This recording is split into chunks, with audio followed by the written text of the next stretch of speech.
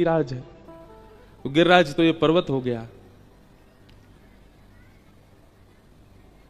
सरोवर जो सागर का है वह भी दो भागों में है, तो ऐसा लगता है एक श्याम कुंड है, एक कृष्ण कुंड है, राधा कुंड और कृष्ण कुंड। देखो भावना बनाने में अगर मैं आ जाऊं तो मैं सागर को वृंदावन घोषित करके चला जाऊंगा। तो भावना तो बनती चली जाएंगी। तो ऐसा ये मधुर सागर और वहां का। अच्छा हाँ, देखो ये भी कितनी बढ़िया बात, दुनिया के सागर खारे हैं पर ये मधुर है, ये मधुर सागर है। इतने वैष्णव जन आप सब पधारे हैं, इतने सब संत जन, भगवत वृंद, सब वरिष्ठ जन सब आए, सबको हमारा प्रणाम है। बंधुओं, श्रीमद् भागवत क्या है? अनेक रूप हैं भागवत जी के। बाहर कोई जाके कह दें कि थोड़े ना कि यहां जो लोग हैं वो शांति रखें बस।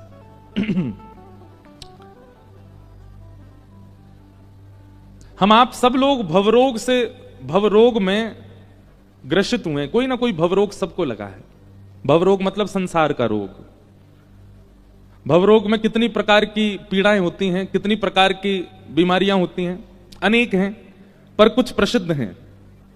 भवरोग की प्रसिद्ध बीमारियां कौन कौन सी हैं सबको पता है। काम, क्रोध, मोह, ईर्ष्या, द्वेष, लोभ आदि आदि, ये सब भवरोग की प्रसिद्ध बीमारियां हैं।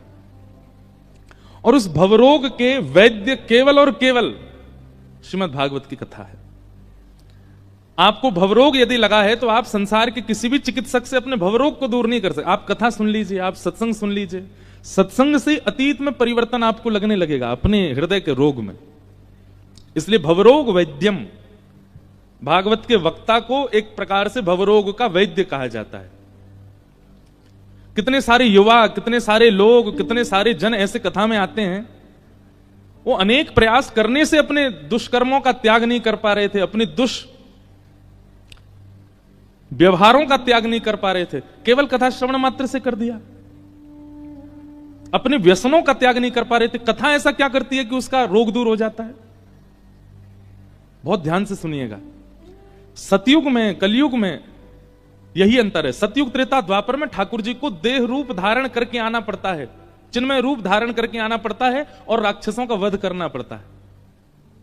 लेकिन उसके पीछे कारण यह कि सतयुग, त्रेता, द्वापर में राक्षसों की संख्या इतनी ज्यादा नहीं होती है, इसलिए ठाकुर जी एक रूप धारण करके आते हैं और उस राक्षस का वध करते हैं। पर कलयुग में राक्षसों की संख्या असंख्य है। रावण जैसे स्वभाव वाले, कंस जैसे स्वभाव वाले, कुंभकर्ण जैसे स्वभाव वाले, ये जितने भी राक्षसों के मैं नाम लूं, इन सबके स्वभाव वाले अनेक लोग हर शहर में मिल जाएंगे आपको आज की तारीख में। उस जमाने में तो एक ही रावण था, आज अनेक हैं। उस जमाने में एक ही कंस था, आज अनेक हैं। उस जमाने में एक ही शकुनी था, आज अनेक हैं। उस जमाने में एक ही मंथरा थी, आज अनेक हैं। उस जमाने में एक ही पूतना थी, एक ही ताड़का थी, आज अनेक हैं। एक ही सुर्पनखा थी, आज अनेक हैं। सुर्पनखा का मतलब पता है? सूप जैसे लंबे लंबे नख जिसके हों, वो सुर्पनखा। हम किसी माता बहन को नहीं कह रहे, आप लोग क्षमा करना। हम आपके चरणों में प्रणाम करते हुए क्षमा मांग रहे हैं, हम आपसे नहीं कह रहे हैं। सुर्पनखा। एक बात बताएं, रावण, कंस, कुंभकर्ण, आप लोग कभी ये विचार नहीं करते कि इन लोगों के नाम किस आधार पर रखे गए हैं? कहीं ना कहीं आप गौर करेंगे और गहराई में जाकर के देखेंगे तो ये नाम उनके स्वभाव से रखे गए हैं। वो जैसा उनका स्वभाव होता है वैसा ही नाम उनका हो जाता है। और कई बार ऐसा भी पता चलता है कि ये उनके वास्तविक नाम नहीं है, ये उनके वास्तविक नाम नहीं है। तो फिर कैसे पड़ गए ये नाम? उनके स्वभाव को देखते हुए जनमानस ने उनका यह नाम रख दिया।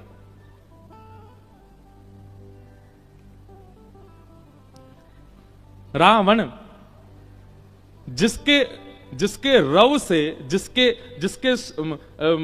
मुख से निकले हुए शब्दों से वन में बैठे हुए ऋषि महाऋषि भी भयभीत हो जाते हैं, वो रावण है। जिसके रव को सुन करके, उसका रव नहीं है, वो तो चिंघाड़ता था, चीखता था, उसका दूसरा नाम क्या? दशानन, 10 मुख जिसके पास, वो दशानन। तो कहीं ना कहीं इनके स्वभाव, अब हिरण्यकश्यप, उसका नाम हिरण्यकश्यप क्यों?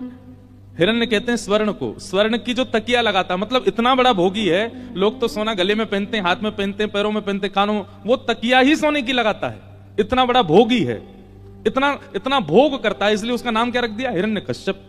उसके छोटे भाई का नाम हिरण्याक्ष। आक्ष कहते हैं आंख को, और जो आंखों से केवल भोग की वस्तुओं को ही देखता है और खोज खोज करके उनको भोगता है, उसको हिरण्याक्ष। तो कहीं ना कहीं स्वभाव से राक्षसों के नाम रखे गए हैं। ऐसे स्वभाव वाले आज अनेक हैं। नाम उनका राम होता है, नाम उनका केशव होता है, नाम उनका माधव होता है, नाम उनका मधुसूदन होता है, नाम उनका रमेश होता है, महेश होता है, पर स्वभाव वही है जो रावण का था, वही है जो कंस का था, वही है जो हिरण्याक्ष हिरण्यकश्यप का था। क्यों नहीं आते राम जी फिर उनको मारने के लिए? इसलिए कलिकाल में भगवान ने कथा रूपी अवतार लिया। ये कथा अवतार है ठाकुर जी का। असंख्य लोग बैठते हैं यहां पर, और इन असंख्य लोगों में कहीं ना कहीं आप रावण नहीं है, आप कंस नहीं है, आपके भीतर एक स्वभाव के रूप में कंस आ चुका है। और उस स्वभाव को मारने के लिए वक्ता रूपी व्यास मंच पर बैठकर के श्रीमद् भागवत रूपी श्री कृष्ण, श्रीमद् भागवत रूपी नारायण से आज्ञा करता है, से निवेदन करता है कि सामने बैठे हुए राक्षस का वध कीजिए। और वो वक्ता के मुख रूपी म्यान से एक बाण शब्द का ऐसा छोड़ते हैं कि सामने बैठे हुए श्रोता के चित्त में जो राक्षस होता है उसका दहन हो जाता है। और कई बार सन्मुख बैठे नहीं, यूट्यूब पे बैठे बैठे कितनी बार इतने लोग कथा सुनते हैं, दूर देश, साथ साथ समुद्र पार, जिनकी कोई संभावना नहीं कि कभी हमसे मिल पाएंगे, हम उनसे मिल पाएंगे, लेकिन कभी टकरा जाते हैं। और फिर जब मिलते हैं तो फिर रोने लगते हैं, महाराज जी एक बार वो प्रसंग सुना था, उससे ऐसा हो गया, सब बदल गया, सब परिवर्तित हो गया। आके देखो हमारे वृंदावन में 2:30 बजे महाराज, लाखों की तादाद में लोग खड़े होते हैं रोड पर। हमारे पूज्य श्री प्रेमानंद जी महाराज जब निकलते हैं, क्यों? उनकी वाणी एक 10x10 के कमरा में बैठ करके जो बात बोल देते हैं, लाखों रावणों का वध कर देती है वो बात। कैसे?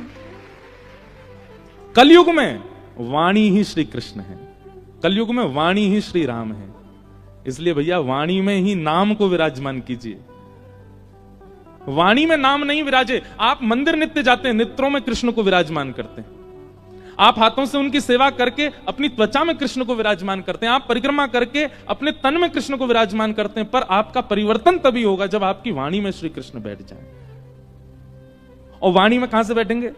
यहां से, यहीं से ही प्रविष्ट होंगे। इसलिए 2 चीजें, बस कर्ण रंध्र खुले रखो, यहां से वाणी को प्रविष्ट कराओ, प्रविष्ट करा करके जब हृदय का राक्षस मरेगा, तो जैसे ही राक्षस मरेगा, हमारे मन रूपी सिंहासन पर राक्षस बैठा था, राक्षस का वध ठाकुर जी करेंगे, तो राक्षस के हटते ही मन रूपी सिंहासन पर स्वयं ठाकुर जी बैठ जाएंगे। और ठाकुर जी जैसे सिंहासन पर बैठेंगे तो हमारे संपूर्ण देह का शासक कौन? ठाकुर जी। वो कैसे होगा? केवल कथा से, सत्संग से। एक काशी में एक ब्राह्मण रहते थे। बहुत साल बाद मुझको ये कथा याद आई है। मैंने शायद अपनी पहली कथा में ये कथा सुनाई थी, अपने जीवन की पहली कथा में ये कथा सुनाई थी, उसके बाद अब याद आ रही है। काशी में एक ब्राह्मण रहते थे,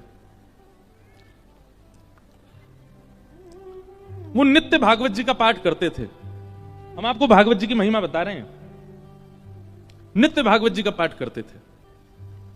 श्रीमद् भागवत क्या है बंधुओं? साक्षात शब्दमय मूर्ति है श्री कृष्ण की। तेने यम वांगमयी मूर्ति प्रत्यक्ष कृष्ण एव ही। आप श्री राधा रमण लाल, श्री राधा वल्लभ लाल बिहारी जी को नहीं पहचान पाओगे यदि आप भागवत जी के आश्रय में नहीं आए हो। तो आप प्रभु श्री राम को नहीं पहचान पाओगे यदि मानस जी का आश्रय आपने नहीं लिया है। तो आप महादेव को नहीं पहचान पाओगे यदि शिव महापुराण के आश्रय में नहीं गए हो। तो आपको ग्रंथ का आश्रय तो लेना पड़ेगा। सीधी बात है भाई, एमबीबीएस डॉक्टर तभी बनोगे जब पढ़ाई की होगी, जब ग्रंथों का, जब उनके जो ग्रंथ होते हैं, उनके जो किताबें होती है उसका आश्रय लोगे, अध्ययन करोगे, तभी तो बन पाओगे डॉक्टर। प्रैक्टिकल बाद में है, थ्योरी पहले है। इसलिए हम लोग क्या है कि वैदिक सनातन धर्मी क्या है, हम लोग प्रैक्टिकल में पहले चले जाते हैं। अब लोग कुंभ में गोते तो इतने मार रहे हैं, उनसे पूछो इसका फायदा क्या है, इसका वर्णन कौन से शास्त्र में लिखा है, इसका नियम क्या है, इसका क्रम क्या है, ये नहीं पता। थ्योरी पढ़ी नहीं, सीधे प्रैक्टिकल में चले गए, लाभ नहीं मिलेगा। हमें बहुत संवेदना है और हृदय में बहुत पीड़ा भी है। इस बार मौनी अमावस्या पर जो महाकुंभ में जो हुआ, जो भी अव्यवस्था हुई, अब पता है उस अव्यवस्था का कारण क्या था? सबको त्रिवेणी जहां संगम होता वहीं नहाना है। ऐसी विचारधारा हमारी क्यों है कि हर की पौड़ी की गंगा जी ही सिद्ध हैं। कानपुर के घाट पर अगर नहा लिए तो वहां गंगा जी में वो भाव नहीं आएगा। ये विचारधारा हमारी क्यों? और ये हमारी केवल गंगा के प्रति नहीं है, हमें अपने घर के ठाकुर जी में कम विश्वास है, वृंदावन बिहारी लाल में ज्यादा है। अपने घर के ठाकुर जी, उनको एक बार को सेवा ना करें चलेगा, पर वृंदावन जाए तो बिहारी जी दर्शन जरूर होने चाहिए। दोनों समान हैं। ये समत्व कब आएगा? जब सत्संग अतीत हो, जब आपकी थ्योरी बढ़िया होगी तो प्रैक्टिकल अच्छा जाएगा ही। इसलिए हमारा आपसे निवेदन है, हम लोग बहुत धनवान हैं। सनातन धर्मावली हमारे लिए इतने शास्त्र प्रकट करके गए हैं श्री वेद व्यास जी महाराज। किसी एक शास्त्र को जीवन में, जीवन भर के लिए एक शास्त्र को प्रदान कर दीजिए, आपसे ज्यादा प्रसन्न व्यक्ति कोई नहीं होगा जीवन में। किसी एक शास्त्र को पूरा जीवन दे दीजिए, बस उस शास्त्र की कही मानिए बस। और सबसे सरल मानस जी हैं, रामचरित्र मानस। हमारे मध्य प्रदेश में और पूर्वी उत्तर प्रदेश में तो मानस जी का पाठ घर घर में होता है। उन्हीं का आश्रय ले लीजिए। जब तक आप ग्रंथाकार का आश्रय नहीं लेंगे, आपको मूर्ति आकार ठाकुर जी में भाव उत्पन्न नहीं कर पाओगे आप। तो एक ब्राह्मण थे काशी में, वो नित्य भागवत जी का पाठ करते थे। और भागवत जी के पाठ के पीछे उनका उद्देश्य कोई पुण्य की प्राप्ति नहीं है। सब लोग इधर देखो, इधर देखो, यहां देखो, ध्यानपूर्वक सुनो। चाहे ब्रह्मा जी आ जाए यहां पे, आपको देखना हमको ये। यत्र यत्र रघुनाथ कीर्तनम तत्र तत्र कृतमस्तकांजलिम बाष्पवारि परिपूर्ण लोचनम मारुतिम नमत राक्षसांतकम। एक बार हनुमान जी कथा सुन रहे थे। हनुमान जी कथा ही सुनते हैं। पूरी हनुमान चालीसा में गोस्वामी तुलसीदास जी महाराज ने सिंदूर चढ़ाने का वर्णन नहीं किया, लड्डू के भोग का वर्णन नहीं किया। इसका मतलब ये नहीं कि नहीं करो, करना है, सिंदूर चढ़ाना है, लड्डू का भोग लगाना है, अकहुआ के पत्ते चढ़ाने हैं, सब कुछ करना है। पर गोस्वामी जी ने एक भाव का वर्णन किया, क्या? प्रभु चरित्र सुनवे को रसिया। कथा सुनने के रसिया है हनुमान जी। तो एक बार हनुमान जी कथा सुन रहे थे और कथा में राम जी का इतना विरह हुआ हनुमान जी को कि दोनों भुजा उठा करके हनुमान जी रुदन करने लगे। राम जी से देखा नहीं गया। राम जी मन में सोचने लगे, हनुमान जी इतने विरह में हैं, चलो इनको दर्शन दे दो। और राम जी महाराज तुरंत कथा में प्रकट हो गए और विरह आतुर हनुमान जी के कंधा पे हाथ रख करके और ऐसे उनको कहने लगे, अरे पवन पुत्र, अरे श्री हनुमंत लाल, देखो मैं आ गया। हनुमान जी महाराज भाव में रुदन कर रहे थे। जैसे ही स्पर्श किया राम जी ने तो नेत्र खुल गए। नेत्र खुल करके पीछे देखा, पीछे देख करके बोले, भगवान आप अभी क्यों आ गए? राम जी बोले, भैया तुम इतने भाव में रो रहे थे, हमने सोचा जाके तुमको दर्शन दे दें। हनुमान जी बोले, आपसे मेरी प्रार्थना है 2 घंटा बाद मिलिएगा, अभी कथा रह गई है 2 घंटा की, अभी कथा सुनने दो मेरे को। कथा के बीच में मत आइए आप, कथा अभी 2 घंटा और सुनने, तब तक बाहर खड़े रहिए आप। राम जी बोले, अच्छा कथा इतनी प्रिय? हनुमान जी बोले, इस कथा से ही तो आप मिलते हो, और जिस साधन से आप मिलो उस बीच में आप भी आ जाओगे तो हम आपको भी नहीं देखेंगे, हम तो पहले कथा श्रवण करेंगे। तो इसलिए कथा के बीच में इधर उधर नहीं, सब लोग इधर देखो, सावधानी से सुनो।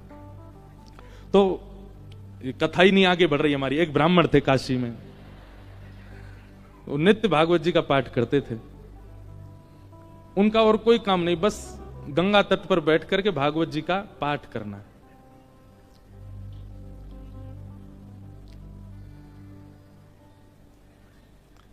धीमे धीमे उनकी आयु बढ़ने लगी। एक दिन परिवार के सब लोगों ने कहा, भैया ये कोई इनका काम धंधा शुरू करा दो, पूरे दिन पाठ करते रहते हैं भागवत जी का।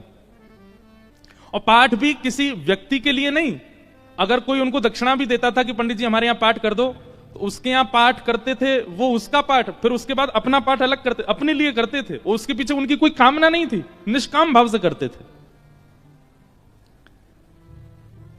नित्य पाठ करते। एक दिन घर के लोगों ने सबने कहा कि इनका ब्याह कर दो, ये करते धरते तो कुछ है नहीं, पूरे दिन पाठ में ही लगे रहते हैं, इनका ब्याह कर दो, पत्नी घर आएगी, अकल ठिकाने आ जाएगी। और सब घर के लोगों ने वो ब्राह्मण देवता का ब्याह कर दिया। पत्नी आ गई। कुछ दिन बाद पत्नी को भी पता लगने लगा कि ये कोई काम धंधा नहीं करते हैं, पूरे दिन केवल भागवत जी का पाठ करते हैं। बहुत प्रयास किया, लेकिन उसके बाद वो भी हार गई कि ये करेंगे नहीं, कहीं काम नहीं कर सकते, ये तो भागवत जी में ही लगे रहेंगे। तो आपत्तिकालीन गृहिणी परीक्षा, हमारे शास्त्र आज्ञा करते हैं कि घर में आई हुई आपत्ति के समय घर की गृहिणी की परीक्षा होती है। क्षमा कीजिएगा, घर में आई हुई आपत्ति के समय यदि गृहिणी ही हाथ खड़े कर दे तो फिर आपको ब्रह्मा भी नहीं बचा सकते। लेकिन घर में यदि कोई आपत्ति आ जाए और घर की नारी, घर की गृहिणी यदि वो अपना बल साध ले, वो ना टूटे, वो ना विचलित हो, चिंता मत कीजिएगा, आप उस संकट के सागर से निकल जाओगे। ये वेद प्रमाण है, ये शास्त्र प्रमाण बात है। इसलिए माताएं बहनों को एक बात हम कहें कि पति के ऊपर, बच्चों के ऊपर, परिवार के ऊपर कितने भी संकट आए, बाकी समय आप भले कितने भी आंसू बहाओ, लेकिन घर में आए हुए संकट के समय आप बस थोड़ा सा मजबूत हो जाइए, आपकी मजबूती से पूरा घर संभल जाएगा। आपत्तिकालीन गृहिणी परीक्षा।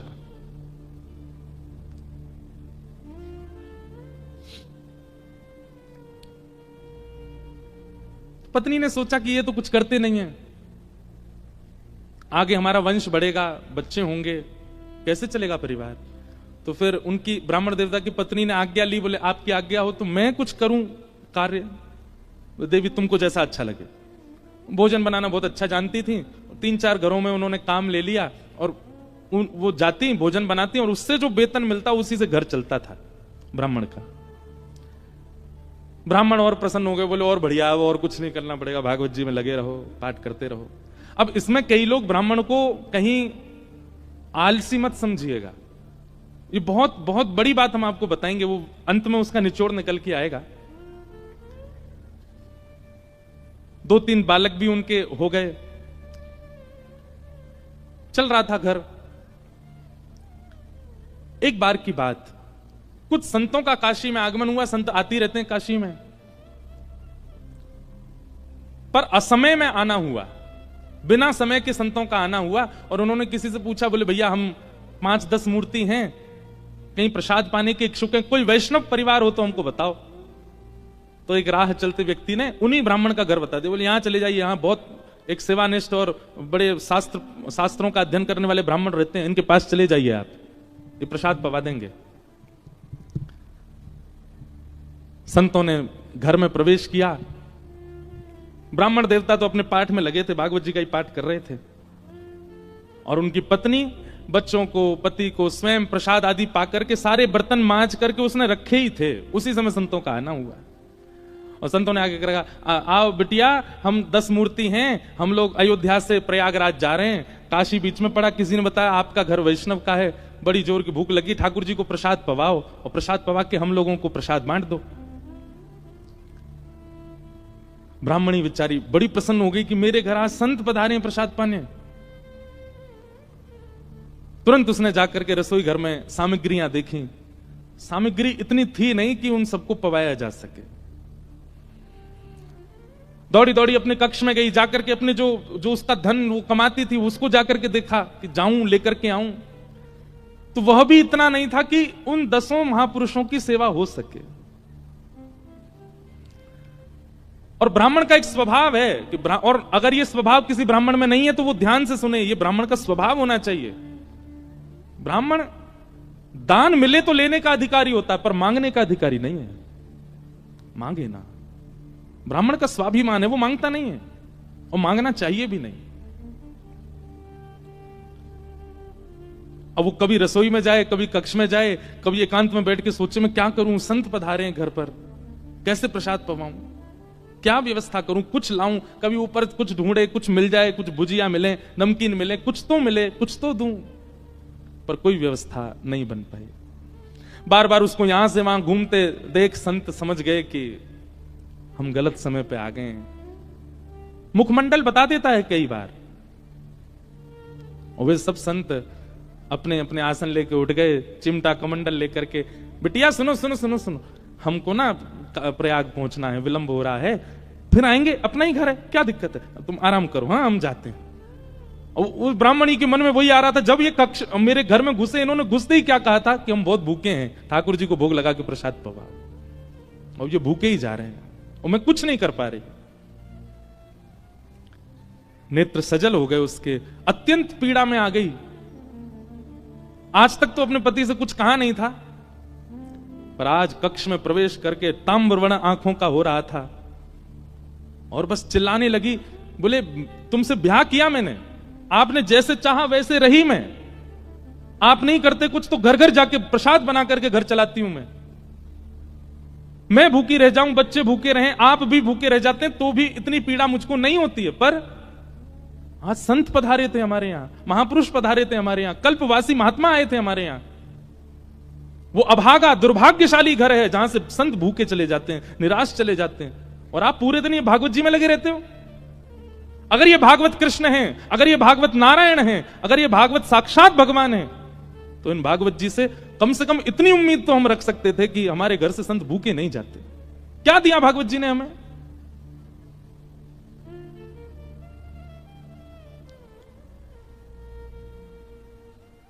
ब्राह्मण बोले, देखो तुम मुझे कुछ भी कह लो, पर तुम जानती नहीं हो ये साक्षात कृष्ण है।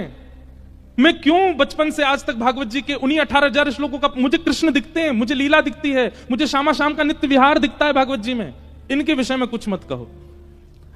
ब्राह्मणी को और गुस्सा आ गया, भागवत जी की पोथी उठा करके और ब्राह्मण की गोद में पटक दी। बोले, सुनिए, ये उठाइए भागवत जी और निकलिए, मैं अपना घर चला लूंगी, अपने बच्चों को पाल लूंगी, आप जिस समय भागवत जी को त्यागने का संकल्प ले लें तब लौट करके आइएगा। ब्राह्मण के नेत्र सजल हो गए, हृदय से लगा लिया भागवत जी को, निकल पड़े, घर से निकल गए और गंगा जी के तट पर जाकर के खूब रोए, खूब रुदन किया। हे भागवत महापुराण, हे साक्षात शब्द में कृष्ण, मेरी अभागा पत्नी है, वो आपके रूप स्वरूप को भी पहचानती नहीं है, पर हे करुणा निधान, आप कृपा करो। मैं कहूंगा भी तो भी वो अध्ययन नहीं करेगी, तो भी वो मुझसे कभी कथा नहीं सुनेगी, पर आप कृपा कीजिए और मेरी गृहिणी को अपने रूप का दर्शन करा दीजिए। प्रबल प्रेम के पाले पड़कर हरि को नियम बदलते देखा, अपना मान टले टल जाए, पर भक्त का मान न टलते देखा। हमारे ब्रज के श्री बिंदु जी महाराज, उनका ये भाव है, प्रबल प्रेम के पाले पड़कर हरि को नियम बदलते देखा, अपना मान टले टल जाए, पर भक्त का मान न टलते देखा। इतने में ही नन्हे से कन्हैया, ऊंची धोती पहनी, घुटने घुटने तक, नीचे के पांव ठाकुर जी के दिखाई दे रहे हैं, उनमें सुंदर सुंदर कड़ूला पहने, कड़ूलान में भी छोटे छोटे घुंघरू लगे हैं, कमर में करधनी पहनी है, करधनी में भी छोटी छोटी घंटी लगी है, गले में सुंदर दो हार पहने हैं, हाथों में बाजूबंद, ऐसे हाथों में कड़ूला, और सिर पर एक स्वाफा बांध करके सांवले सलोने कमल नेत्र ठाकुर जी प्रकट हो गए काशी में।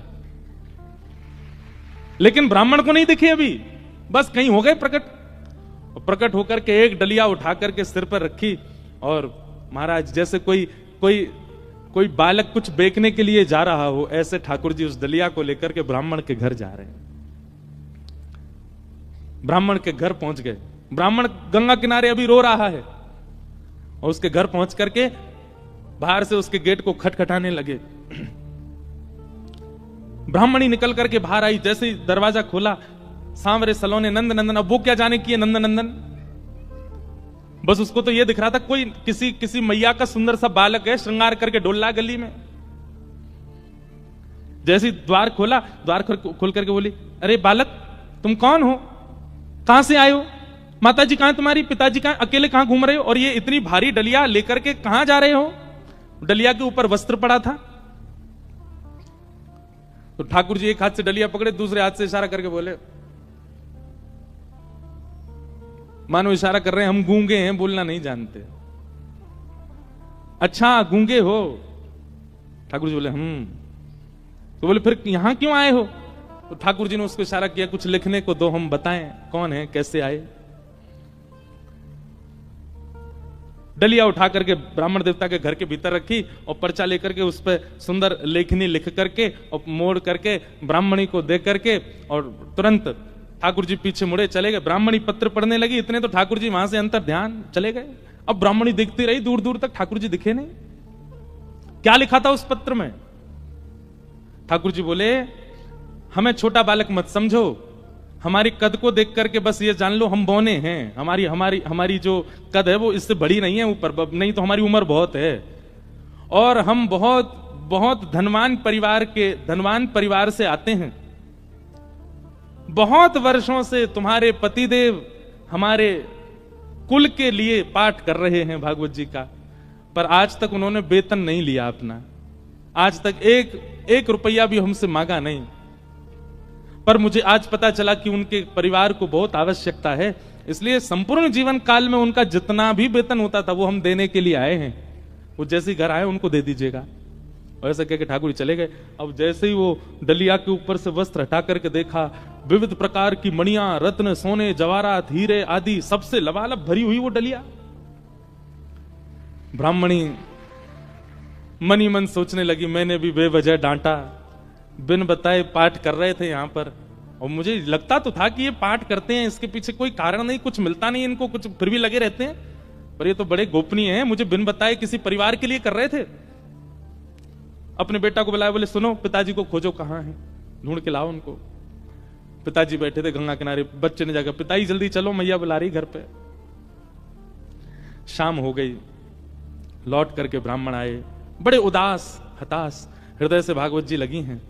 जैसे ही घर आए, आज घर का स्वरूप ही बदल रहा था, बढ़िया सुंदर दिए जल रहे हैं बाहर। द्वार खोल करके देखा तो पत्नी का भी स्वरूप बदल गया है, बालक भी बिल्कुल नए नवीन कपड़े पहन करके विचरण कर रहे हैं। जैसी पतिदेव को आते देखा, ब्राह्मणी ने तुरंत आरती की, जल आदि छिड़काव करने लगी, खूब बलियां लेने लगी। पतिदेव बोले, ब्याह के बाद पहली बार इतना हमारा पूजन हुआ है, ऐसा क्या हो गया जो इतना पूज रही हैं हमको? देवी, ये घर की रौनक हमको डांटने से, फटकारने से घर की रौनक बढ़ गई तुम्हारी? रोज ही डांट दिया करो हमको। ऐसा क्या हो गया जो आज इतना सब कुछ मंगल, बच्चे नए वस्त्र पहन के घूम रहे हैं, आप बढ़िया साड़ी पहन के, ये कहां से इतना सब कुछ आया? हाथ पकड़ के बोली, आज तुम्हारी चोरी पकड़ी गई है ना, वहीं से मिला ये सब कुछ। ब्राह्मण देवता बोले, मेरी कौन सी चोरी? बोले चलो दिखाती हूं। भीतर जाके कक्ष में बिस्तर पर ये सब रत्न पड़े थे। ब्राह्मण बोले, देवी ये कहां से आया इतना सब कुछ? बोले कहां से आया, ज्यादा चतुर मत बनिए, आपका गूंगा मालिक आया था। ब्राह्मण देवता बोले, गूंगा मालिक? मेरा गूंगा मालिक कौन? बोले बहुत छोटा सा था, पीली पीली धोती पहनी थी उसने, ऐसी सुंदर स्वापा सिर पर बांध रखा था, ऐसे गदमदरा से उसके हाथ मोटे मोटे से, और इतने सुंदर उसका मुखमंडल, गाल बिल्कुल गुलाबी, आंखें बिल्कुल ऐसे कटाक्ष जैसी, और क्या सुंदर। ब्राह्मण देव बोले, नाम नहीं पूछा? बोले इशारा किया उसने कि मैं गूंगा हूं। वो तुमको कैसे पता फिर मेरा? बोले वो लिख के देके गया। बोले कहां लिखा है, दिखाओ। जैसे ही पृष्ठ पत्र वो उनके ब्राह्मण के हाथ में दिया, अक्षर सब अंतर ध्यान हो चुके थे। देवी यहां तो कुछ भी नहीं लिखा है। ब्राह्मण बोले दिखाओ। ब्राह्मणी ने देखा तो वहां कुछ भी नहीं था। ब्राह्मणी ब्राह्मण को देखे, ब्राह्मण ब्राह्मणी को देखे, बोले ये हुआ क्या है? ब्राह्मण ने कहा सही से बताओ रूप कैसा था? बोले श्याम वर्ण था, कमल नेत्र थे, अधर बड़े मधुर थे, हस्तकमल और सर्वांगीण अंग ऐसा था कि मैं अभी तक भी उस छवि को भूल नहीं पा रही हूं। एक अद्भुत सी सुगंधी आ रही थी जब वे आए थे घर पर, और बहुत देर तक तो मैं उनके रूप का ही चिंतन करती रही। ब्राह्मण देव ज्यों ज्यों रूप का वर्णन सुने, त्यों त्यों नेत्रों से आंसू गिरते जाएं। तुरंत भागवत जी को खोला और खोल करके दसम स्कंद के वेणु गीत के श्लोक को उद्धृत करना प्रारंभ किया, और पत्नी से कहा मैं एक श्लोक की व्याख्या करूंगा, बताना ऐसा ही रूप था क्या?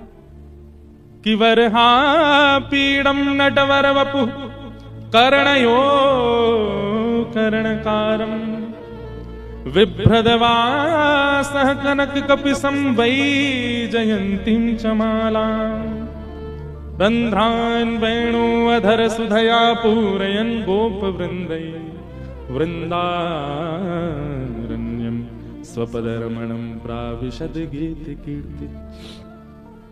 उन्होंने एक ही कान में कुंडल पहना था, एक ही कान में कन्नेर का पुष्प लगा था। ब्राह्मणी बोली हाँ हाँ, एक कान में कन्नेर का पुष्प था, गले में 2 स्वर्ण की माल और उसके साथ एक वैजंती माला थी।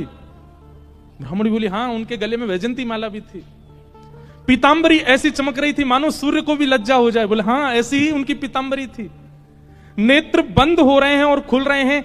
ये बंद होना खुलना, इसमें ऐसा लगता था कि मानो जैसे हम कहीं खो जाएंगे, हम कहीं डूब जाएंगे इनके रूप माधुरी में। बोले हाँ, ऐसा ही रूप था। ब्राह्मण तुरंत चरणों में गिर गए। देवी वो कोई और नहीं, साक्षात योगेश्वर कृष्ण आए थे, साक्षात वृंदावन चंद श्री ठाकुर जी आए थे। और वे तुमसे कह के गए कि मैंने बाल्यकाल से उनके घर के लिए पाठ किया। वो इसलिए कह के गए क्योंकि मैंने पाठ निष्काम भाव से किया, आज तक किसी कामना से नहीं किया। और निष्काम पाठ, निष्काम सेवा ठाकुर जी की लगती है, वो ठाकुर जी की ही हो जाती है। मेरे जीवन भर का पाठ का जो भी मूल्य होना चाहिए था, वो मूल्य देने के लिए ठाकुर जी आए थे। जगत मजूरी देते हैं, क्यों राखे भगवान। ठाकुर जी भी मजदूरी देते हैं सबकी, जो जैसी सेवा करता वैसी मजदूरी मिलती है उसको। ब्राह्मण आनंदित हो गए और उसी काल से वो ब्राह्मणी भी जीवन यापन के लिए कार्य तो करती, पर भागवत जी की साधिका हो गई और नित्य भागवत जी का पाठ करने लगी। भागवत कोई ग्रंथ नहीं है, कोई किताब नहीं है, कोई पोथी नहीं है। और एक बात कह दूं तो कोई अतिशयोक्ति नहीं, पुराण से ऊंचा हमें शब्द मिला नहीं, इसलिए हम पुराण कहते हैं। श्रीमद् भागवत सचल श्री कृष्ण है, साक्षात कृष्ण है। आपको शायद राधा रमण जी के मंदिर में श्री कृष्ण की प्रतिमूर्ति, श्री कृष्ण का भाव का अनुभव ना हो, पर कथा में हो जाएगा। आपको शायद कभी वृंदावन में वो अनुभव ना हो जो कथा में हो जाएगा। क्यों? कथा में सचल शब्द के रूप में श्री कृष्ण विचरण करते हैं। ऐसी भागवत जी को हम बारंबार प्रणाम करते हैं, वंदन करते हैं। बोलो भागवत महापुराण की। ऐसी भागवत जी। इसलिए एक एक शब्द, एक एक भाव बहुत ध्यानपूर्वक सुनना है कथा का, क्योंकि श्री कृष्ण है। कल हम लोगों ने महात्म की चर्चा सुनी। आइए आज से प्रथम स्कंद में हम लोग प्रवेश करते हैं। जन्माद्यस्य तोन्मयादितरतः चार्थे स्वविज्ञस्वराट् तेने ब्रह्म हृदय आदि कवये मुह्यन्ति सूरयः तेजो वारि मृदां यथा विनिमयो यत्र त्रिशर्गो मृषा धाम्ना स्वेन सदा निरस्तकुहकं सत्यं परम धीमहि। सत्यम परम धीमहि। जो लोग उठ गए हैं वो धीमे धीमे आगे आ जाओ। ऐसे आओ कि किसी को पता भी नहीं चले, खिसक के ही आगे आ जाओ, उठ के मत आओ। भागवत जी का पहला श्लोक, जन्माद्यस्य यतोऽन्वयादितरतश्चार्थे स्वविज्ञस्वराट्। ऐसे हल्ला करके मत आओ भैया, धीमे धीमे खिसक के ही आ जाओ। और जो कार्यकर्ता भी वो भी सबको बैठे बैठे ही आगे आने को बोल दो। जन्माद्यस्य यतोऽन्वयादितरत। सावधानी से सुनो सब लोग। वेद व्यास जी महाराज ने भागवत जी की रचना में प्रथम श्लोक जकार से प्रारंभ किया, ज शब्द से प्रारंभ किया। हमारे व्याकरण में ऐसा कहते हैं कि जकार जो है ये दग्धाक्षर है। संस्कृत के विद्वान यदि किसी शुभ स्तुति का प्रारंभ करते हैं तो ज शब्द पहले नहीं बोलते, क्योंकि ज शब्द जो है, ऐसा नहीं है कि नहीं बोलते, पर ज शब्द को दग्धाक्षर कहा। दग्धाक्षर मतलब लिखने वाला, बोलने वाला, कहने वाले का हृदय पीड़ा में होगा तो वो ज ही बोलेगा पहले, दग्धाक्षर। भागवत जी में गोपियों ने गोपी गीत गाया। कितने लोगों को गोपी गीत याद है सागर में? वाह भैया, 5000 लोगों में 5 हाथ उठे। अब भागवत जी हो गई हैं आपके सागर में, अब हमको कुछ दक्षिणा दीजिएगा। दक्षिणा के रूप में यही दीजिए कि नित्य गोपी गीत का पाठ प्रारंभ कर दीजिए और गोपी गीत याद कीजिए। अब देखो कब याद करोगे, जीवन निकलता जा रहा है आप लोगों का। कई लोग तो बिल्कुल बिल्कुल बाउंड्री पे ही खड़े हैं। वैसे तो एक बात देखी जाए, बाउंड्री पर हर व्यक्ति खड़ा है, हर व्यक्ति बाउंड्री पर। कब उसका अंत हो जाए कोई जानता है क्या? इसलिए भैया जीवन में अब तक आपने सब करके देख लिया, गुलाब जामुन खा के देख लिया, रसगुल्ला खा के देख लिया, जलेबी खा के देख लें, और आपके सागर की कोई प्रसिद्ध मिठाई हो तो वो भी खा के देख ले, मध्य प्रदेश का कुछ प्रसिद्ध हो तो वो भी खा के देख लिया। अमरूद की चटनी बनती है ना यहाँ पे, हैं? देखो हमें पता है, खिलाई नहीं है अभी तक किसी ने, बस पता है।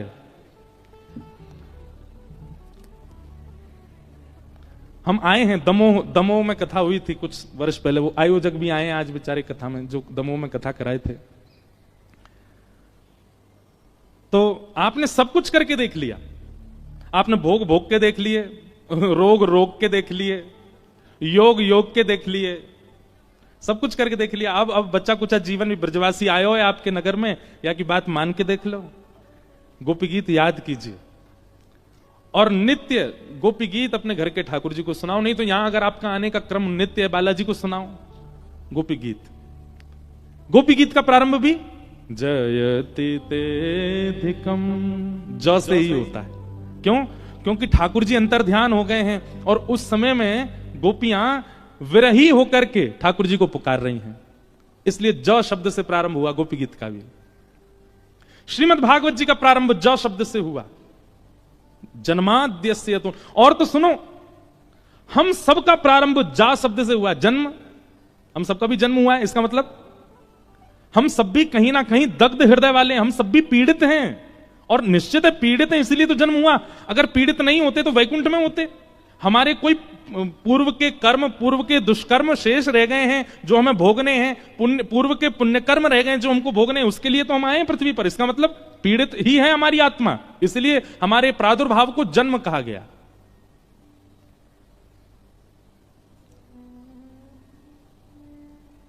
तो ज शब्द से प्रारंभ संस्कृत के रूप में तब किया जाता है जब हृदय पीड़ा में हो।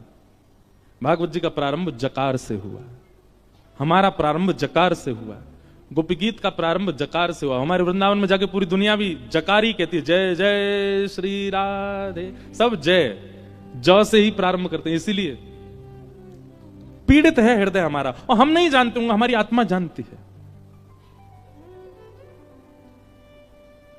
जन्म से हमारा प्रारंभ हुआ है, जन्म से ही भागवत जी का प्रारंभ हुआ है। भागवत जी का पहला शब्द ही जन्म है। जन्माद्यस्य तोन्वयादितरतश्चार्थे स्वविज्ञ स्वराट। बहुत कठिन श्लोक है, मैं जितनी व्याख्या हो सकेगी करूंगा। जन्म से हमारा प्रारंभ, जन्म से ही भागवत जी का प्रारंभ। पर हमारा अंत हमको पता है, हमारा अंत क्या है? मृत्यु। क्या है? क्या है? मृत्यु। पर हमारा अंत मृत्यु नहीं होना चाहिए। हमारा विश्राम कहां होना चाहिए? तो भागवत जी का जो अंतिम श्लोक का विश्राम है वही हमारा विश्राम होना चाहिए। जब भागवत जी के पहले श्लोक का पहला शब्द हमारा प्रारंभ है, तो भागवत जी के अंतिम श्लोक का अंतिम शब्द हमारा विश्राम होना चाहिए। और विश्राम, अंतिम श्लोक क्या भागवत जी का? नाम संकीर्तनम यस्य सर्व पाप प्रणाशनौ प्रणामो दुख समनस्तम नमामि हरिम परम। अंतिम शब्द क्या है? हरिम परम। क्या है? हरिम परम।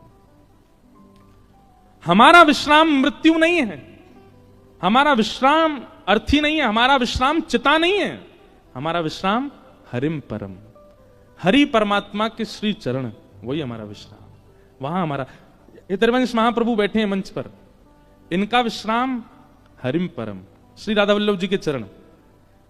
स्वामी श्री हरदास जी विराज रहे हैं, आपका विश्राम हरिम परम। यहां श्रीमद वल्लभाचार्य जी, इनका विश्राम हरिम परम। भक्तिमती मीराबाई, उनका विश्राम हरिम परम। गोस्वामी तुलसीदास जी महाराज, उनका विश्राम हरिम परम। कालिदास का विश्राम हरिम परम। हमारा विश्राम शमशान घाट। हमारा विश्राम हरिम परम क्यों नहीं है? आज लिख लीजिए, कथा सुनने का, कुंभ स्नान करने का, नाम जप करने का, तिलक लगाने का, संत जनों को प्रणाम करने का, पुण्य करने का एक ही उद्देश्य है, हरिम परम की प्राप्ति होना। आपके उद्देश्य अनेक रहे हैं। कभी आपका उद्देश्य बहुत अच्छे कॉलेज में पढ़ने का था, कभी बहुत अच्छे स्कूल में जाने का था, बहुत धन कमाने का था, कोई गाड़ी खरीदने का था, किसी कन्या से ब्याह करने का था, किसी पुरुष से ब्याह करने का था, किसी पदवी को प्राप्त करने का था। पर अब आप कथा में बैठे हो और नियमित 7 दिन का संकल्प लेके बैठे हो, तो आपका उद्देश्य बाकी सब किनारे, हरिम परम। और उस हरिम परम को प्राप्त करने के लिए जो जो आवे, चाहे उसके लिए मुझे अच्छी यूनिवर्सिटी में पढ़ना पड़े, अच्छे कॉलेज में जाना पड़े, खूब धन कमाना पड़े, अच्छा घर बनाना पड़े, पर सबके पीछे उद्देश्य क्या होना चाहिए? हरिम परम। यही कथा का उद्देश्य। आप विवाह भी इसी भाव से कर रहे हो कि पत्नी के सहित हरिम परम।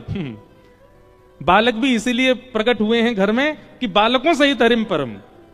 आप वकील भी इसीलिए बने हो, नेता भी इसीलिए बने हो, वाइस चांसलर भी इसीलिए बने हो, चार्टर्ड अकाउंटेंट भी इसीलिए बने हो कि हरिम परम, इसके माध्यम से भी, माध्यम सब बन जाएं पर उद्देश्य हरिम परम।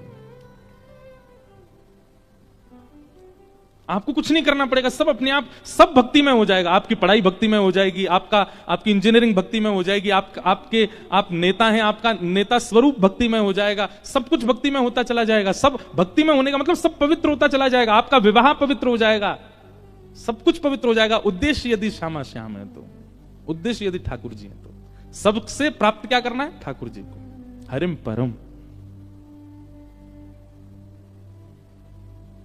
ये उद्देश्य मान लीजिए। कई लोग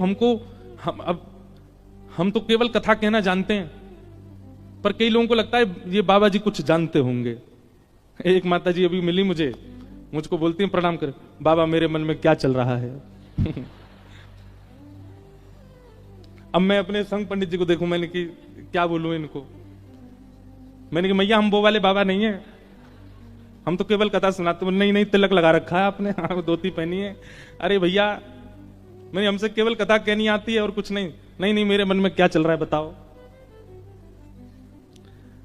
फिर हमको 2-4 बातें तो पता ही हैं, वो सबके मन में होती हैं। मैंने कहा आप बहुत पीड़ा में हो। दुनिया आपके साथ अच्छा व्यवहार नहीं करती। आंखों से आंसू आने लगे मैया के, जय हो बाबा। अरे मैंने कहा मैया राधे श्याम जपो। जीवन एक परीक्षा है। परीक्षा पत्र को देख करके घबराते तो सारे बालक हैं, पर जिसका अध्ययन, जिसका स्वाध्याय उचित होता है, तुरंत कलम उठा के लिखने लग जाता है, बढ़ता है आगे, सोचता है, विचार करता है, करने लगता है। और जिसका स्वाध्याय अच्छा नहीं है, वो इधर उधर ही देखता रहेगा, उसके में से देख लूं, यहां से देख लूं, वहां से। ठीक वैसे ही इस संसार में हमारी जो जीवन में आने वाली परिस्थितियां परीक्षा हैं। जिसका कथा रूपी, जिसका सत्संग रूपी स्वाध्याय अच्छा होगा, वो जीवन में आने वाली परीक्षा को पार करने लगेगा। और जिसके जीवन में सत्संग ही नहीं होगा, वो इधर उधर ही देखता रहेगा। मेरे जीवन में संकट आ गए, क्या करूं बाबा, मेरे मन में क्या बताओ। सत्संग बहुत बलवान है, आश्रय लेके तो देखो। उद्देश्य आपका क्या हो? हरिम परम, और कुछ नहीं।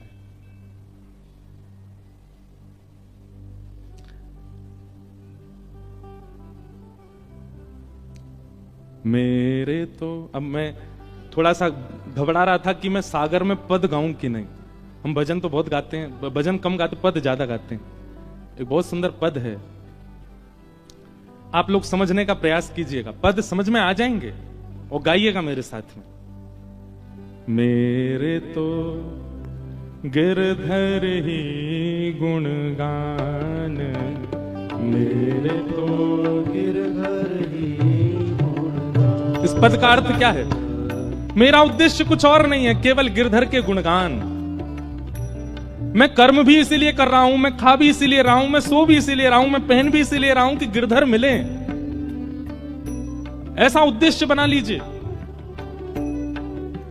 काम करते चलो, नाम जपते चलो, हर समय कृष्ण का ध्यान धरते चलो, मुरली वाले को मन से रिझाते चलो, कृष्ण गोविंद गोपाल।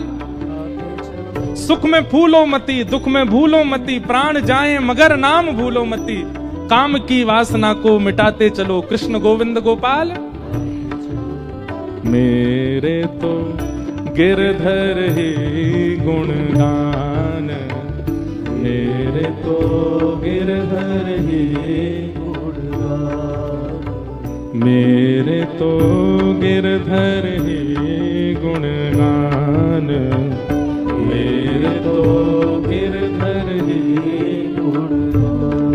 यह मूरत खेलत नैननु में,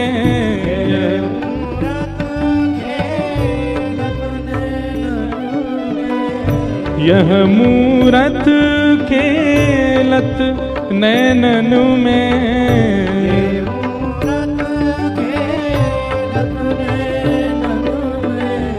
यही हृदय में ध्यान हो, यही हृदय में ध्यान, यही हृदय में ध्यान हो, यही हृदय में ध्यान। मेरे तो गिरधर ही गुणगान, मेरे तो गिरधर ही गुणगान, मेरे तो गिरधर ही गुणगान, मेरे तो गिरधर ही गुणगान। प्यारे गिरधर लाल की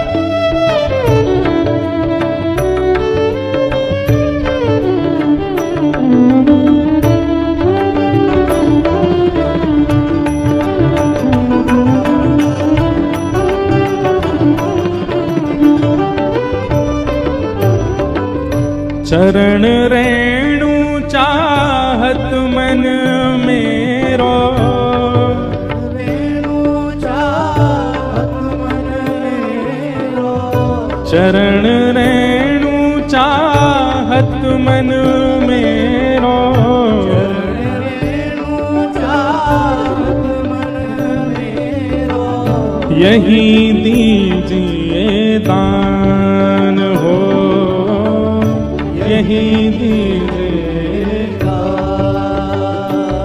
हे कृष्णदास को जीवन गिरधर, कृष्णदास को जीवन गिरधर, हम सब को है जीवन गिरधर, हम सब को है जीवन। कैसे गिरधर?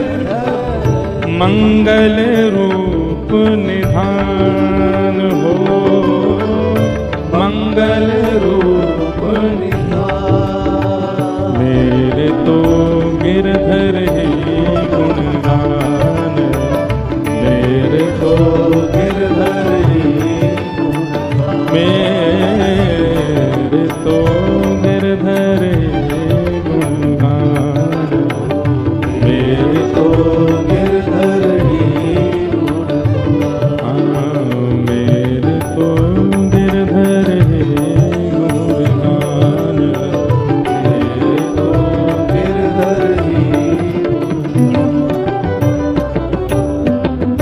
हमारे ब्रज में कृष्णदास अधिकारी हुए एक, वो कृष्णदास अधिकारी जी ये पद गा रहे हैं। वो क्या कह रहे हैं? मेरे तो गिरधर ही गुणगान। उनकी जीवन की हर क्रिया केवल ठाकुर जी के लिए है। जैसे हम लोगों का स्वभाव क्या है, हम बाजार में जाते हैं, कोई अच्छा वस्त्र दिख जाए तो हमारे मन में क्या आता है, ये वस्त्र मैं पहनूंगा तो कैसे लगेंगे। सुंदर जलेबी दिख जाए, बढ़िया गरम गरम निकल रही है तवे से, कढ़ाई में से, तो हमारे मन में क्या आता है, मैं खाऊंगा तो मेरी जीभ को कैसा लगेगा।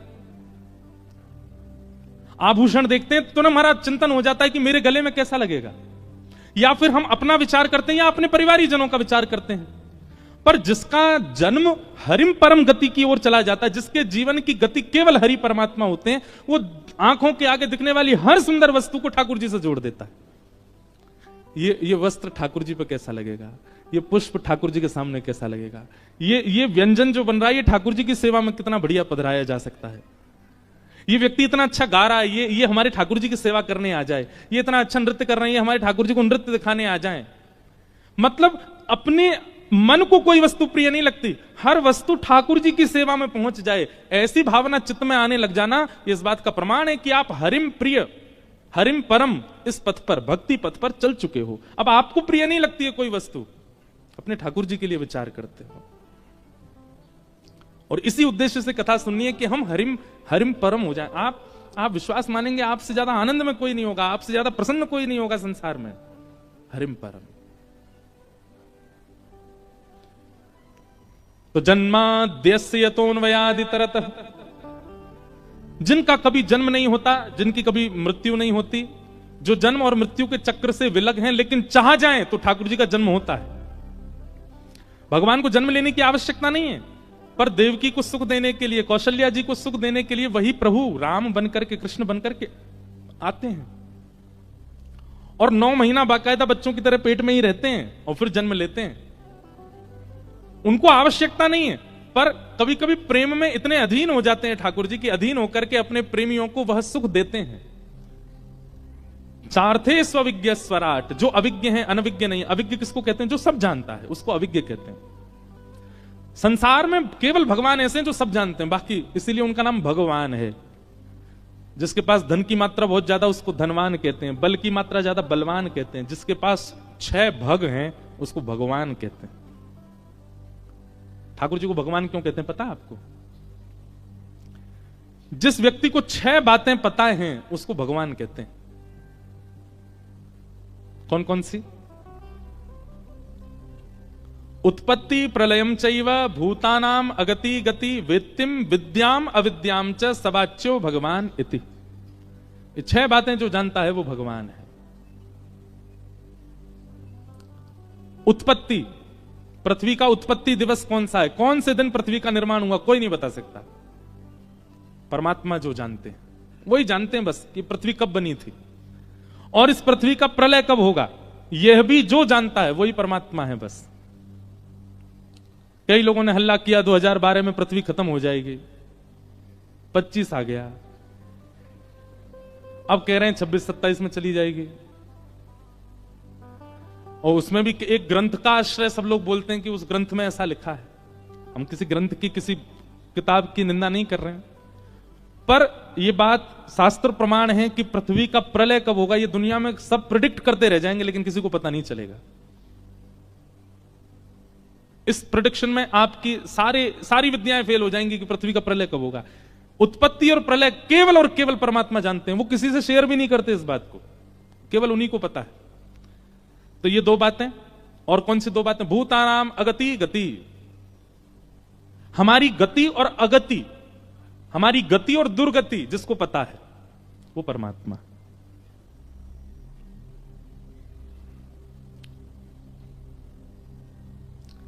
किसी ने प्रेडिक्शन किया था हमसे, आप कभी भागवत के वक्ता नहीं बन पाओगे। 9 साल हो गए हमें कथा करते हुए। व्यक्ति की गति और अगति यह भी केवल परमात्मा जानते हैं। उसकी कहां गति होगी, कहां अगति दुर्गति होगी, ठाकुर जी को पता है। कई बार आपका इंफ्रास्ट्रक्चर बहुत अच्छा होता है लेकिन आप उस श्रेष्ठता को प्राप्त नहीं कर पाते, ठाकुर जी को पता है नहीं बन पाएगा। और कई बार आप झोंपड़ियों में रहने वाले बच्चे, दिया जला के पढ़ने वाले बच्चे IAS ऑफिसर भी बन जाते हैं। कहां किसकी गति और अगति है ये केवल ठाकुर जी को पता है। कहां किसी को रंक बनाना है, किसको फकीर बनाना है, ठाकुर जी के हाथ में। तो प्रलय और उत्पत्ति जो जानते हैं, गति और अगति जो जानते हैं, 4 हो गए। और विद्याम अविद्याम च, विद्या और अविद्या, विद्या कहते हैं ज्ञान को, अविद्या कहते हैं अज्ञान को। ज्ञान और अज्ञान के बीच में जो फर्क समझते हैं, जानते हैं क्या ज्ञान है क्या ज्ञान है, ये 6 भग से परिपूर्ण, थोड़े बहुत नहीं, परिपूर्ण 100% फुलफिल हैं जो इन 6 भगों से, उसको भगवान कहते हैं। हम सब में इन 6 के 2% होगा, 1% होगा, कहीं कहीं 0 भी होगा, पर इनसे परिपूर्ण जो है उनको भगवान कहते हैं। वो सब जानते हैं। तेने ब्रह्म हृदय आदि कवि, आदि कवि ब्रह्मा भी जिनके अधीन रहता है, मुह्यंती यत् सूर्य, बड़े बड़े देवता, इंद्रादि देवता भी जिनके आगे नतमस्तक बैठे रहते हैं। तेजो वारि मृदाम यथा विनिमयो, पृथ्वी जल अग्नि वायु आकाश जिनके अधीन हैं। यत्र सर्गो मृषा, ये संसार अमृष है, मृष है। मृषा मतलब मिथ्या है, पर सत्य सा प्रतीत होता है जिनकी लीला से।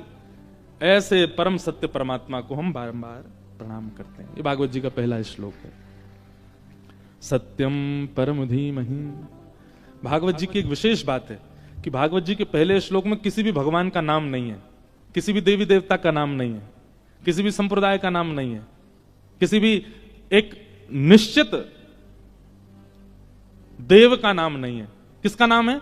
सत्यम परम धीमहि। मैं परम सत्य को वंदन करता हूं, जो भी परम सत्य है सबको वंदन करते। इसीलिए वेद व्यास जी को प्रणाम किया गया। नमोस्तुते व्यास विशाल बुद्धे। उनकी बुद्धि इतनी विशाल है, एक शब्द में ही सबको प्रणाम कर दिया। सत्यम परम धीमहि। ऐसे परम सत्य परमात्मा को हम प्रणाम करते हैं। भागवत जी के दूसरे श्लोक में विषय, अधिकारी, संबंध और प्रयोजन बताए गए। भागवत जी का विषय क्या, अधिकारी कौन, संबंध क्या है और प्रयोजन क्या, ये चार बातें भागवत जी के दूसरे श्लोक में बताई गई। सबसे पहली बात, भागवत जी का विषय क्या है कि धर्म प्रोजित कई तवोत्र परमो निर्मत्सराणाम सताम वैद्यम वास्तवमत्र वस्तु शिवदम तापत्रयोन्मूलनम। श्रीमद्भागवते महामुनि कृते किंबा परैरीश्वर सद्यो हृद्यवरुध्यते त्रिकृतभिः शुश्रूषुभिस्तत्क्षणात्। बहुत ध्यान से सुनो। सबसे पहली बात, भागवत जी का विषय क्या है। एक बात मैं सब जगह बताता हूं, कहीं कहीं भाव आ जाता है। तो श्रीमद् भागवत की कथा पहले दिन कृष्ण जन्म से ही प्रारंभ क्यों नहीं होती? पहले दिन कृष्ण जन्म ही क्यों नहीं होता कथा में? नंद घरानंद भयो, यहीं से कथा प्रारंभ होनी चाहिए जब कृष्ण कथा है तो। नहीं, ये तो वही बात हो गई, सीधे पेंट कर दो, ना सीमेंट लगाओ, ना ईंट लगाओ, ना सरिया लगाओ, मजबूती का कोई, सीधे पेंट कर दो। नहीं, आकर्षक पेंट ही होता है घर का, पर उस आकर्षण के पीछे बहुत कुछ लोहा, बहुत कुछ कंकड़ पत्थर और ना जाने क्या क्या लगाया जाता है उसको मजबूत बनाने के लिए। कृष्ण लीला आकर्षक तो बहुत है, पर उस आकर्षक लीला को स्थिर चित्त में विराजमान करने के लिए पहले ज्ञान रूपी, वैराग्य रूपी ईंट, सीमेंट सब लगाने पड़ेंगे। इसलिए ये 3 दिन की कथा बहुत विशेष रूप से सुननी है। कल निकल चुकी, आज और कल। अगर इनमें आपने चूक करी तो कृष्ण लीला में आपके चित्त में संशय आएगा। आप ठाकुर जी की लीला सुन के संशय करोगे, चीर हरण क्यों किया इन्होंने, गोपियों के गले में गलवैयां डालकर के रास क्यों किया परमात्मा ने, 16,108 विवाह क्यों किए, इतनी आवश्यकता क्या थी? ये सारे संशय प्रकट होंगे चित्त में। इसलिए ज्ञान और वैराग्य इनको भली भांति चित्त में पहले धारण कर लीजिए। इन कथाओं के माध्यम से ध्यान पूर्वक सुनिए। भागवत जी का विषय क्या है? तो कहते हैं धर्म प्रोजित कई तवोत्र परमो। धर्म और परम धर्म ये 2 बातें। धर्म किसे कहते हैं?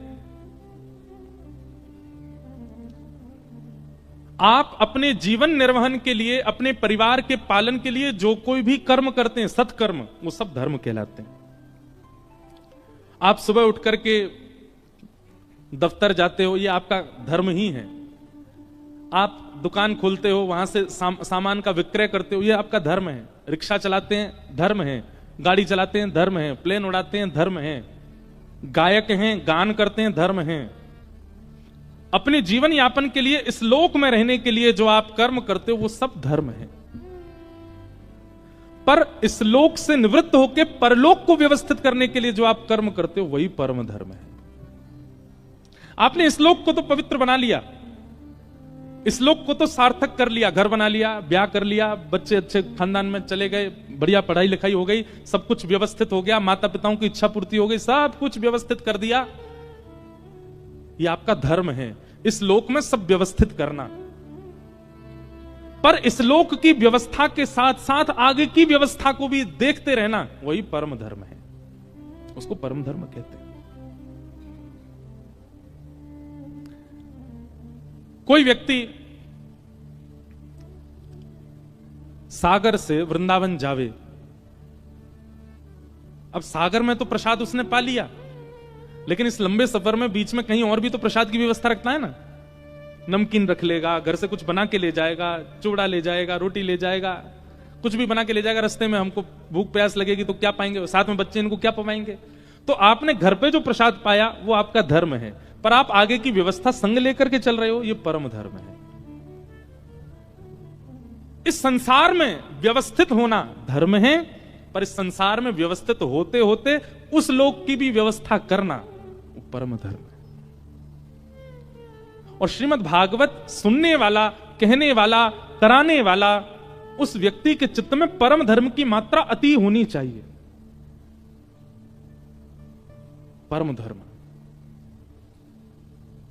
इसका मतलब यह नहीं कि अपना धर्म पहली सिद्धि है, परम धर्म दूसरी सिद्धि है। आप सीधे दूसरी सिद्धि पर नहीं चढ़ सकते, बहुत दूरी है, इतना कद नहीं है आपका। आपको पहले धर्म संवारना पड़ेगा, और धर्म रूपी सिद्धि पर चढ़ के कई बार आप एक सिद्धि पर खड़े होकर दूसरी सिद्धि पर भी पांव रख लेते हैं। तो धर्म के साथ परम धर्म, ये दोनों निभाने हैं, यह लोक भी परलोक भी। यह लोक कैसे सुधरेगा? आज सुबह एक सज्जन मिलने आए थे हमसे, बहुत अच्छे, उन्होंने 5 सूत्र बताए थे। मैंने कहा तो था कि लिख के दीजिए मुझे। आए हैं वो, तो उनसे कहेंगे कि दीजिएगा, कल मैं कहूंगा। वो बिल्कुल धर्म की परिभाषा है। अच्छा, हमारे पंडित जी ही धर्म समझ रहे हैं, दुनिया को बता दो, ला दो।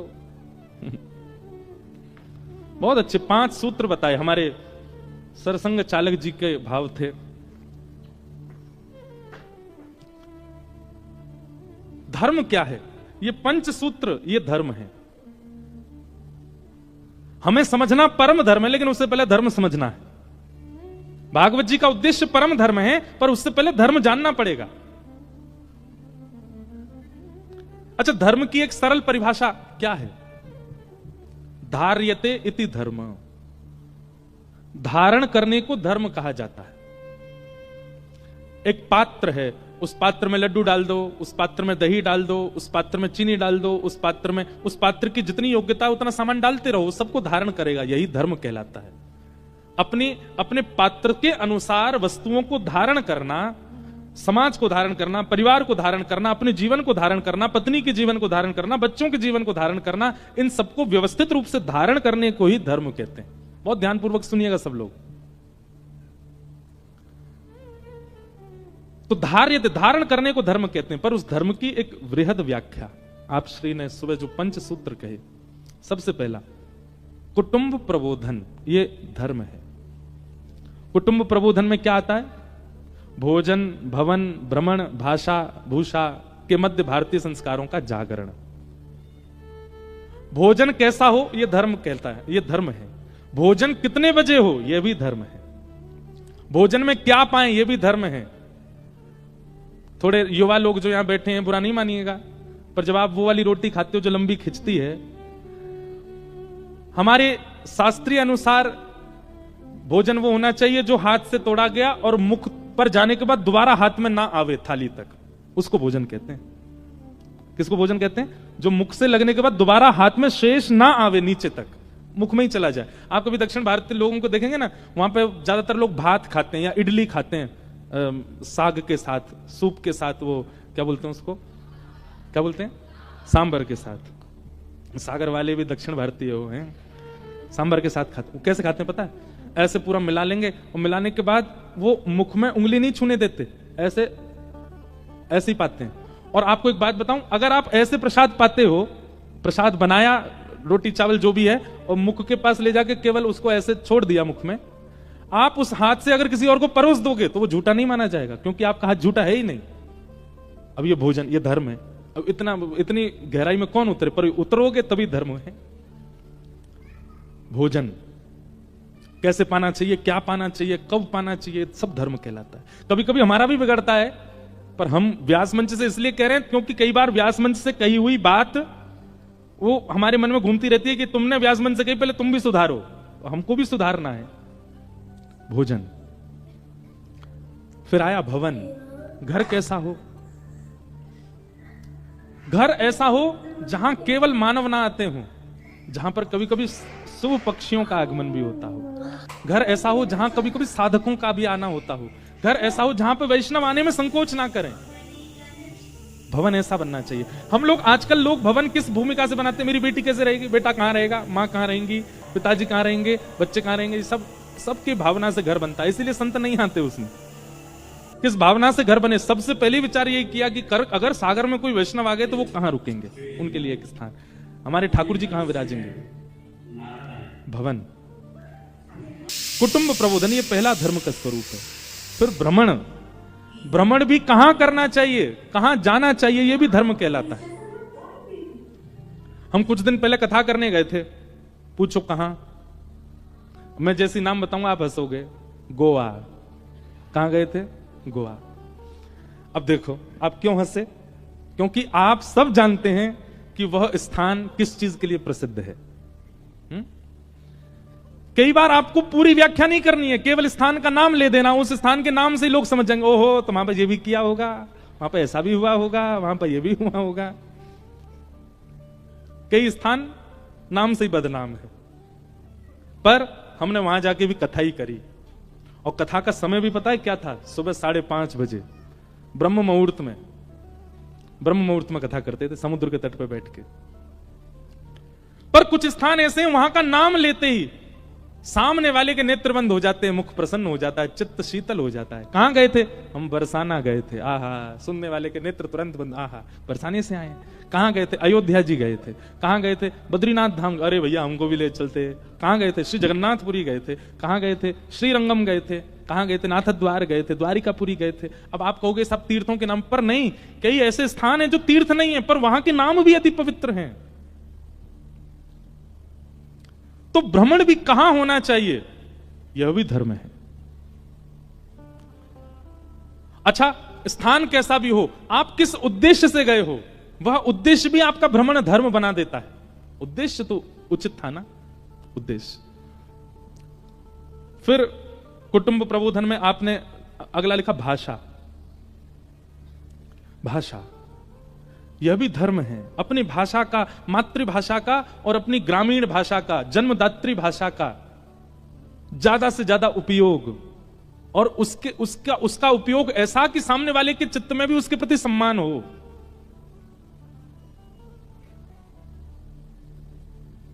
आपके यहां की बुंदेलखंडी भाषा बहुत अच्छी लगती है, हमसे बोलनी नहीं आती पर बहुत प्यारी लगती है। ऐसी हमारी ब्रज भाषा, वो भी बड़ी प्यारी है।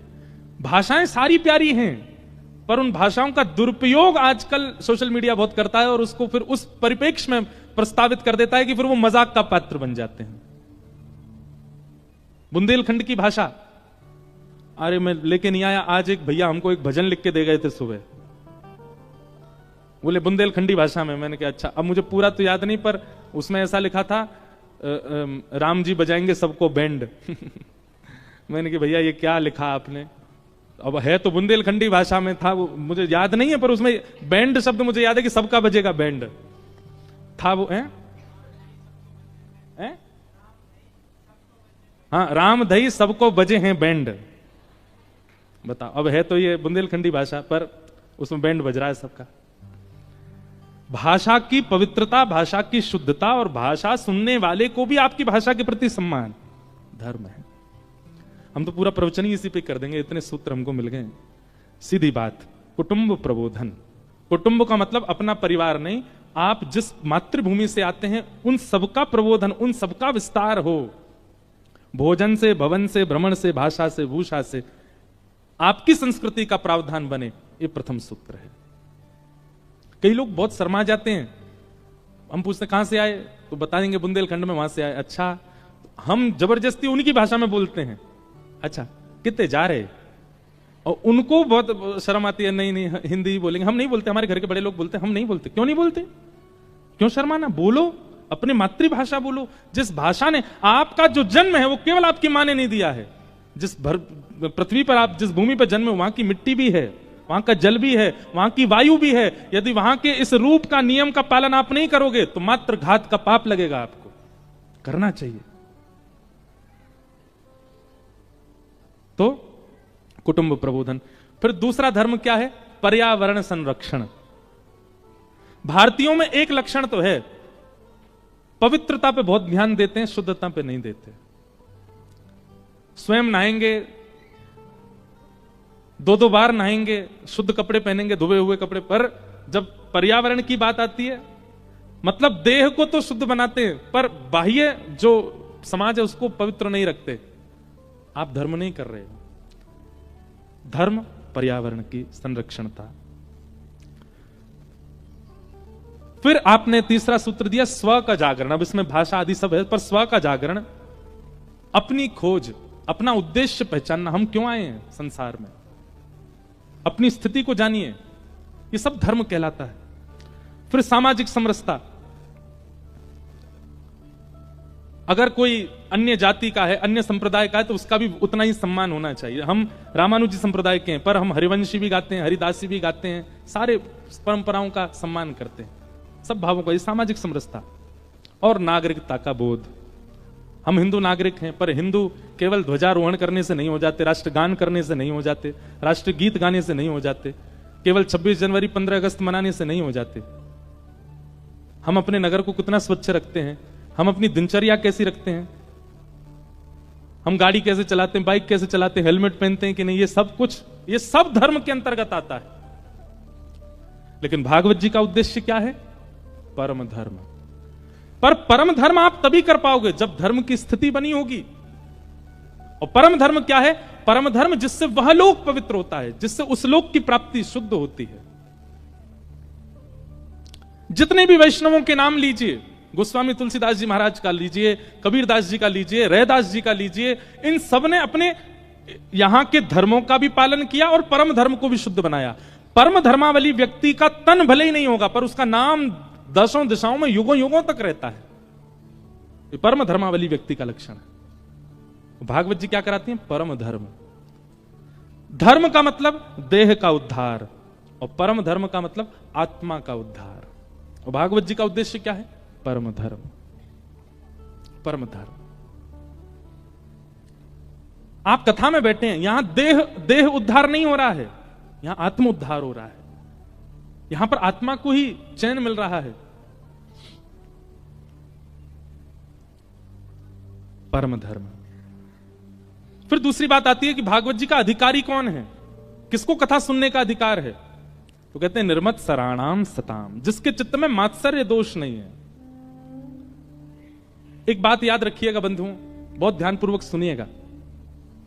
आपके अंदर यदि काम दोष है तो भी एक दिन आप उस दोष से निवृत्त होकर भगवत प्राप्ति कर सकते हो। आपके अंदर क्रोध बहुत ज्यादा है तो भी आपको भगवत प्राप्ति हो जाएगी। आपके अंदर लोभ है, मोह है, तो भी आपको भगवत प्राप्ति हो जाएगी।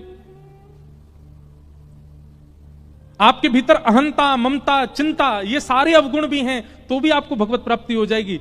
पर हम व्यास मंच से कह रहे हैं और सिग्नेचर करके आपको प्रमाणित बोल देंगे कि अगर ये दोष आपके अंदर है तो आपको कभी भगवत प्राप्ति नहीं हो सकती। और वो दोष क्या है? ईर्ष्या।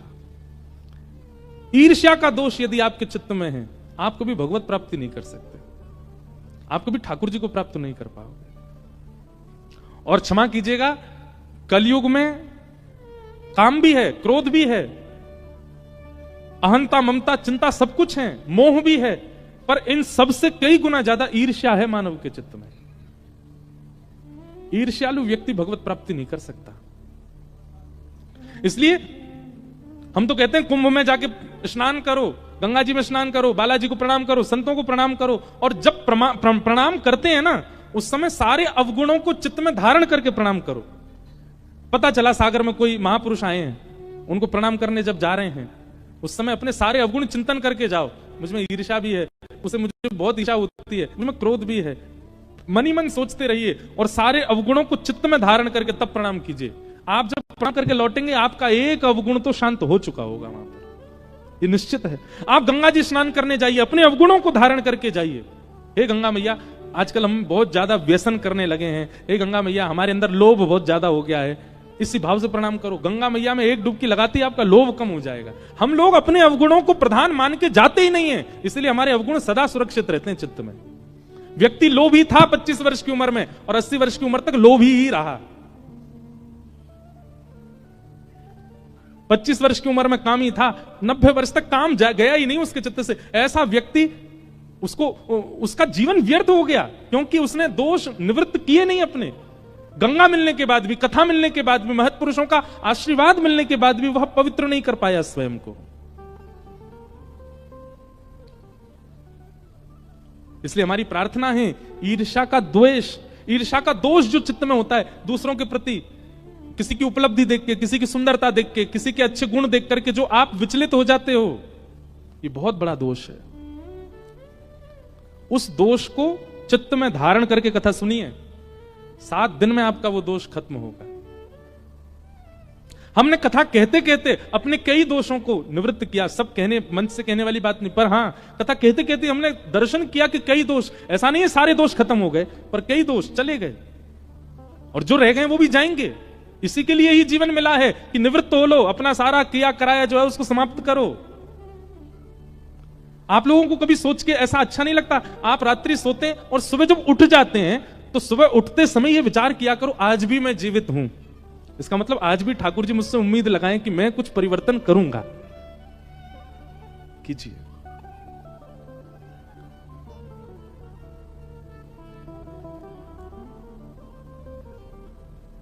दोष निवृत्त, और उसमें भी ईर्ष्या तो बिल्कुल नहीं हो, काम रखे रहो, क्रोध रखे रहो, लोभ रखे रहो, ये सब धीरे धीरे चले जाएंगे। पर ईर्ष्या यदि आपके चित्त में है, आप दुनिया की सारी उपलब्धियां प्राप्त कर लोगे, पर वृंदावन चंद श्री कृष्ण कभी प्राप्त नहीं होंगे। ईर्ष्या नहीं।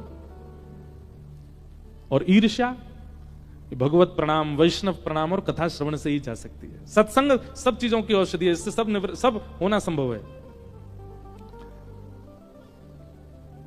तीसरी बात, वैद्यं वास्तवमत्र वस्तु शिवदं तापत्रयोन्मूलनम्।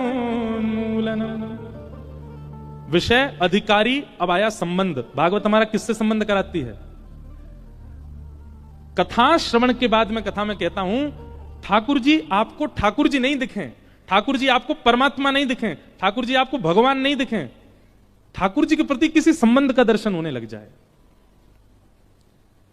कथा श्रवण के बाद फिर जब भी आप ठाकुर जी को देखें तो आपको एक संबंध का भाव उनके प्रति जागृत हो जाए, आपको ये लाला जैसे दिखने लग जाएं, आपको ये अपने पिता जैसे दिखने लग जाएं, अपने पुत्र जैसे दिखने लग जाएं। मीराबाई की तरह, मेरे तो गिरधर गोपाल दूसरों ना कोई, जाके सिर मोर मुकुट मेरो पति सोई। प्रियतम के रूप में दिखने लग जाएं, मित्र के रूप में दिखने लग जाएं, गुरु के रूप में दिखने लग जाएं। कोई संबंध रूप में ठाकुर जी का दर्शन हो, तब समझिए कथा सुनिए।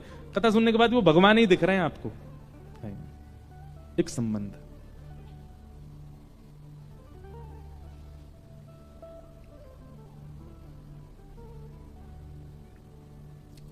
संबंध ठाकुर जी से हो। कितने हमारे वैष्णवों के चरित्र ऐसे आते हैं जिन्होंने ठाकुर जी से संबंध बनाया और ठाकुर जी ने उस संबंध को निभाया, ठाकुर जी ने निभाया। अयोध्या के एक महापुरुष हुए, वो वशिष्ठ कुल गोत्रीय थे और वशिष्ठ जी राम जी के गुरु जी। तो जब वो वशिष्ठ कुल में हुए तो एक दिन सोचने लगे, मेरा गोत्र वशिष्ठ है, इस नाते से तो मैं राम जी का गुरु हुआ, क्योंकि मैं वशिष्ठ जी का वंशज हूं। तो भाई गुरु के वंश में जो भी होता है सब गुरु ही होते हैं। गुरु पुत्र भी गुरु होता है, गुरु नाती भी गुरु होता है, गुरु परनाती भी गुरु होता है, सब गुरु ही होते हैं। और दिन तो भगवान मान के दर्शन करने जाते थे राम जी का, लेकिन आज सोच के गए नहीं, हम तो वशिष्ठ को, हमारे तो चेला हैं ये। और दिन तो ऐसे जाते थे राम जी को दर्शन करने, आज गए ऐसे। जुग जुग जियो रामलला, सदा प्रसन्न रहो, हमारा बहुत बहुत आशीर्वाद, तुमको कभी किसी की आंच नहीं आवे। और वहां दर्शनार्थी सब देखे, बोले बाबा पागल हो गया, देख क्या कर रहा है, राम जी को आशीर्वाद दे रहा है। और सिया जी से कहो हम गुरु जी हैं, थोड़ा घूंघट कर लिया करें हमको देख के, गुरु जी के सामने थोड़ा संकोच कर लिया करें।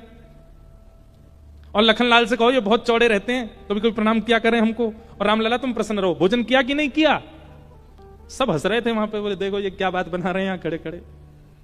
महाराज उस दिन तो वो चले गए।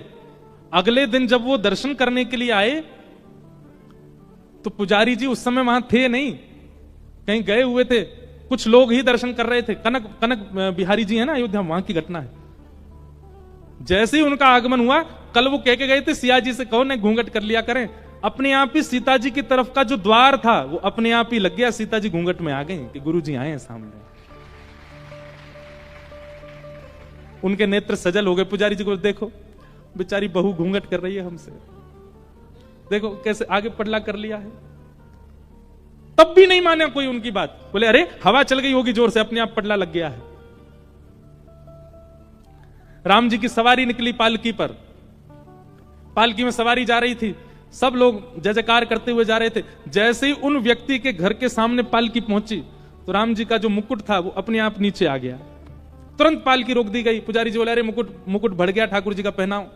मुकुट धारण कराने लगे। पालकी जैसे उठाई फिर मुकुट गिर गया, फिर दोबारा रोक के फिर मुकुट धारण कराया। वो महात्मा छत पे खड़े खड़े देख रहे थे। अरे पुजारी जी नहीं पहनेंगे, गुरु जी के सामने मुकुट थोड़ी पहनेंगे, एक मुकुट गिर के रखेंगे, बिना मुकुट के ले जाओ। आप कहेंगे महाराज जी कहीं कहीं सुनी बात है। आज भी राम जी की जब पालकी निकलती है ना, उन महापुरुष का घर जब भी आता है, ये तो बहुत पुरानी घटना है पर उनका निवास आज भी हमने सुना अयोध्या के लोगों से, आज भी वहां से राम जी की जब पालकी निकलती है तो राम जी अपने आप ही मुकुट उतार देते हैं। ये हमारे गुरु जी का घर है। आज तक राम जी संबंध निभा रहे हैं गुरु शिष्य का। इसी कलिकाल में कुछ वर्षों पुरानी घटना, लेकिन संबंध आपके चाहने से नहीं होना चाहिए। आपके मन में वो छवि ठाकुर जी की उसी संबंध की दिखने लग जाए। आपको ठाकुर जी वैसे ही दिख रहे हैं।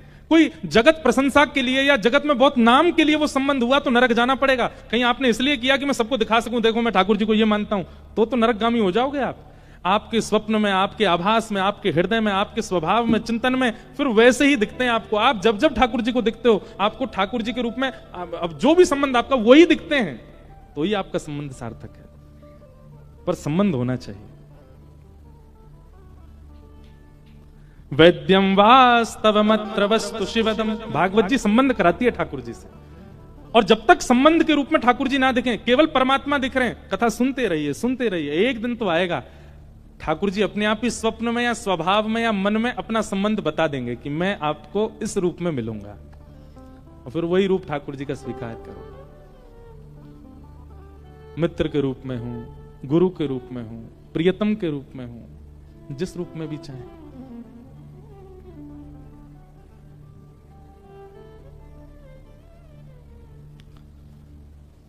श्रीमद्भागवते महामुनि कृते किंबा परैरीश्वर सद्यो हृद्यवरुध्यते त्रिकृतुभिः शुश्रूषुभिस्तत्क्षणात्। एक हमारे ब्रज में मदन मोहन जी का मंदिर था। सप्तनिधि का पद गाते हैं ना हम, श्यामा हृदय कमल सो प्रगटो। उसमें तीसरे ठाकुर, दूसरे ठाकुर कौन है? मदन मोहन जी। हमारे वृंदावन के 7 ठाकुर कौन कौन से? गोविंद देव, गोपीनाथ, मदन मोहन, राधा रमण, राधा वल्लभ, जुगल किशोर और श्री बांके बिहारी। ये 7 ठाकुर हैं वृंदावन के। सबसे पहले कौन है? गोविंद देव, जयपुर में। दूसरे गोपीनाथ, वो भी जयपुर में। तीसरे मदन मोहन, वो कहां है? करौली, राजस्थान में। ये सब मुगलों के बाद और कई कारणों से 4 ठाकुर हमारे ब्रज से बाहर गए। गोविंद देव, गोपीनाथ, मदन मोहन और आपके पन्ना में विराजमान जुगल किशोर। तो मदन मोहन जी के एक परम उपासक थे, उनका नाम था काले खां। क्या नाम था? काले खां। मुस्लिम थे। बड़ी अच्छी कथा उनकी। काले खां के विषय में वर्णन आता है कि काले खां जो थे वो करौली, राजस्थान में रहते थे और वो मंदिर नहीं जाते थे, केवल घर चलाने के लिए काम ढूंढा था उन्होंने। और उनको काम क्या मिला था? झाड़ू लगाने का। मंदिर में झाड़ू लगाते थे, मंदिर में नित्य झाड़ू लगाते। और कभी दर्शन करते नहीं थे मदन मोहन जी का, बस उनका काम था बाहर की पूरी सफाई साफ सुथरी कर देना, आदि आदि ऐसा काम। एक दिन राजभोग आरती हो रही थी मदन मोहन जी की, और काले खां ऐसे झाड़ू लगा करके और बस झाड़ू रख करके जा रहे थे, और राजभोग आरती की भीड़ लगी थी। तो काले खां के मन में आज पता नहीं क्या आया, उसने कही इतने सालों से मैं यहां पे झाड़ू लगा रहा हूं, एक बार देखूं तो सही है मंदिर का देवता है कैसा। तो भीतर भी नहीं गए, बाहर निकलते निकलते ऐसे पीछे मुड़ करके देखा, और जैसे ही मदन मोहन लाल जी का स्वरूप देखा, कटाक्ष नेत्र, मधुर मुस्कान, हाथ में वंशी। अब काले खां की स्थिति ये हो गई कि पीछे एक बार देख करके काले खां ने जैसे आगे देखा, अब वो जहां देख रहा है वहां उसको वही दिख रहे हैं। अब जिधर देखें वही मदन मोहन जी दिख रहे हैं। ये मदन मोहन जी का दर्शन करा रहे हैं आपको टीवी पे, ये मदन मोहन जी, यही छवि दिखे। अब तो काले खां की स्थिति हो गई कि अपने घर जाता और अपनी नमाज आदि जो भी उनकी होती थी वो करते, लेकिन वो नमाज करने भी बैठे तो उसके बाद भी उनको यही रहती कि अब कब भोजन पाके मैं फिर से शाम की सेवा में जाऊं। और शाम को पहुंच गए, जाके अपना झाड़ू आड़ू करके वो फिर से देखा, अब तो रूप माधुरी का दर्शन करके मदन मोहन बोले ये इतना सुंदर बालक, इतना इतना बढ़िया श्रृंगार, इतने सुंदर नेत्र, इतने सुंदर गाल, इतना सुंदर मुखमंडल। अब तो मदन मोहन जी को लत लग गई, काले खां को लत लग गई मदन मोहन जी के। और मैं गलत नहीं बोला, मैंने सही बोला, मदन मोहन जी को लत लगी है काले खां को देखने की। भैया अगर हम जब दर्शन करते हैं हम तो 2-2 घंटा देखते रहते हैं तो भी हमको कोई फर्क नहीं पड़ता, पर एक छवि देखते ही चित्त वृत्ति अपने वश में ना हो तो समझ जाना आपने नहीं, ठाकुर जी ने आपको देखा है, ठाकुर जी की दृष्टि आप पे पड़ी।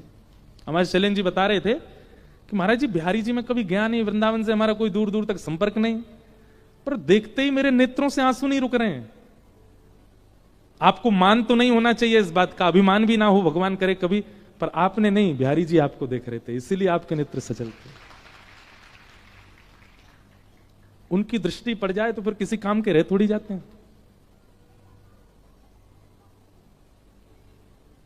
काले खां, अब तो उनकी स्थिति ऐसी हो गई, दिन रात मदन मोहन जी में ही बैठे रहते।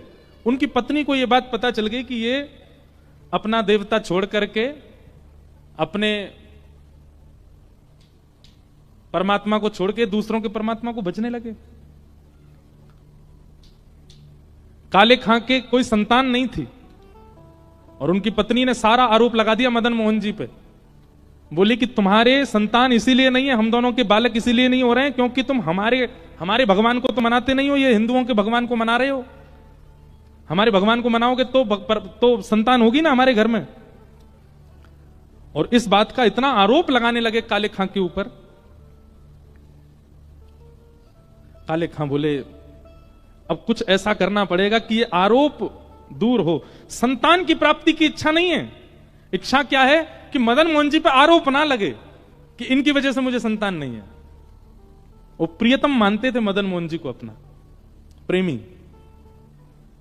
मदन मोहन जी से जाके बोले हे नाथ, मुझे संतान नहीं चाहिए, पर मेरी पत्नी आप पर आरोप लगाती है कि आपकी वजह से मुझे बालक नहीं हो रहे हैं।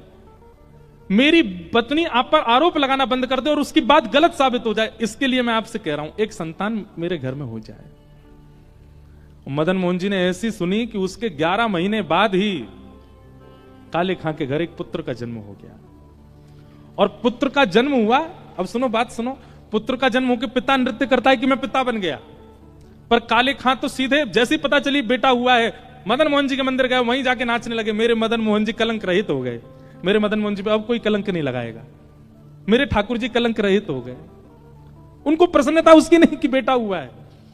मदन मोहन जी बस अब जीवन में आपसे कभी कुछ नहीं मांगूंगा, आप ऐसे घर वालों का मुंह बंद कर दिया आपने, अब मैं आपका, आप मेरे, हमारे बीच में अब कोई नहीं आएगा। लेकिन एक बात याद रखिएगा, कृष्ण को भजने वाले सब कान खोल के सुनो, सब कुछ सीधा सीधा सीधा सीधा चले ये ठाकुर जी को मंजूर नहीं है। कुछ तो टिगड़मबाजी करते हैं, टेढ़े हैं ना, कुछ तो करते हैं। एक दिन अब धीरे धीरे उनका पुत्र बड़ा होने लगा। अब पत्नी रोकती नहीं थी काले खां को, क्यों, बेटा मिल गया। एक दिन बेटा थोड़ा बड़ा हो गया, जमुना किनारे खेल रहा था और एक काले सर्प ने बेटे को डस दिया, नीला पड़ गया पूरा पुत्र। और उस पुत्र को गोद में लेकर के पत्नी रोते रोते काले खां के पास गई। काले खां मंदिर में बाहर झाड़ू लगा रहे थे, वहीं बैठे रहते थे, चिंतन करते थे मदन मोहन जी का। हमारे पुत्र को सर्प ने काट लिया, चिल्लाती हुई आई, जल्दी करो, वैद्य के पास ले चलो, किसी फकीर के पास लो, उसको झाड़ा लगवाना पड़ेगा, इसका विष उतरवाना है। और उसी समय घंटे घड़ियाल बजने लगे, मदन मोहन जी की आरती होने लगी। काले खां ने अब नियम बना लिया, तो सारी आरतियों के दर्शन बाहर ही खड़े खड़े करते थे, अंदर नहीं आते थे। कहीं कोई कुछ कहना दे, कोई कुछ कहता नहीं था, पर फिर भी उनको था कि मुझे कहीं कष्ट ना हो जाए कि कोई मुझे टोक दे, तुम क्यों आ गए, इसलिए बाहर जी दर्शन करते थे। यहां पत्नी मृतक पुत्र को हाथ में लेके खड़ी है कि जल्दी किसी वैद्य के पास ले चलो। और यहां मदन मोहन जी के घंटे घड़ियाल बजने लगे, आरती हो रही थी।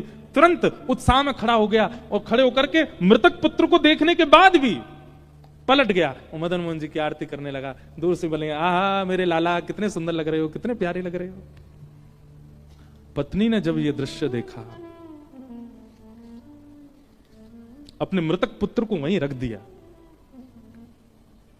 और अपने पति से लड़ने लगी। बोले कि तुम किस नरक में जाओगे, कि क्या गति होगी तुम्हारी। तुम अपने परमात्मा को छोड़ दूसरों के परमात्मा को भजते हो, और वो भी इस स्थिति में, तुम्हारा बालक मरा पड़ा है सामने। यदि आज ये बालक जीवित नहीं हुआ, तुमसे तो कुछ नहीं कहूंगी मैं भी अपने प्राण यहीं त्याग दूंगी, और मेरा और तुम्हारे पुत्र दोनों के मरने का सारा आरोप लगेगा इस मदन मोहन लाल को। काले खां को यही मंजूर नहीं है, मुझे कुछ भी कह दो, मेरे मदन मोहन जी को कुछ मत करो, वो मेरे प्राण हैं, मेरे जीवन धन है, उनके ऊपर आरोप मत लगाओ।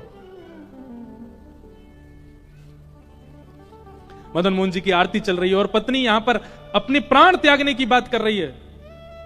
यदि मेरा पुत्र जीवित नहीं हुआ ये आरती विश्राम होने तक, तो मैं भी प्राण त्याग दूंगी। और दोनों के मरने का सुन लो, सब गांव वालों और सब शहर वालों, सब दुकानदारों, हम दोनों के मरने का आरोप मदन मोहन लाल, इन्हीं की वजह से ही मरेंगे हम दोनों। काले खां के नेत्र सजल हो गए, अपने मधुर मदन मोहन जी को देख रहे हैं। तो काले खां ने उर्दू में एक पद गाया मदन मोहन जी का, कि मुसफ्फक सफीक रफीक दिल दोस्त मेरे, ठाकुर जी से कह रहे हैं,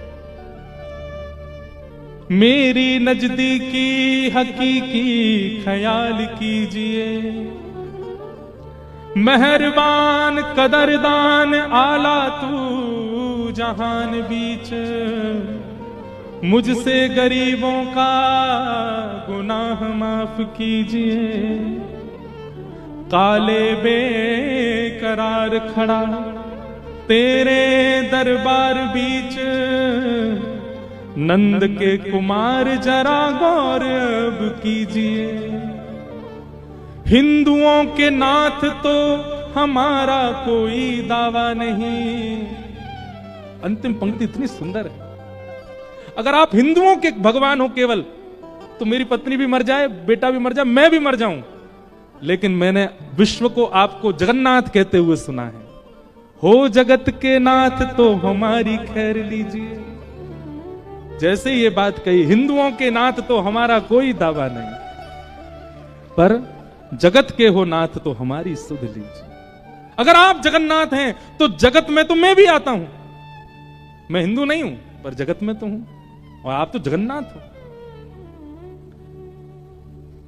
काले खां ने, हजारों की तादाद में भीड़ खड़ी हो गई थी, नीला पड़ा है पुत्र और पत्नी प्राण त्यागने को तैयार खड़ी है, काले खां गा रहा है, हो जगत के नाथ तो हमारी सुध लीजिए। और ऐसा कहते ही काले खां का पुत्र जीवित होकर खड़ा हो गया, और जैसे ही खड़े हुए अपने पिता की उंगली पकड़ ली, अपनी भाषा में जो पिता को बोलते हैं वही बोलते हुए, पिताजी एक बालक मेरे साथ खेल रहा था, वो बालक कहां गया, वो बहुत अच्छा था, वो बहुत सुंदर था, वो मेरे साथ खेल रहा था, पिताजी वो कहां गया, उसके बड़े बड़े नेत्र थे, बहुत सुंदर था, उसकी मुस्कान बहुत अच्छी थी, मुझे उसके साथ खेलना नहीं है पिताजी, बस उसके सामने बैठकर उसको देखना है, वो कहां है पिताजी।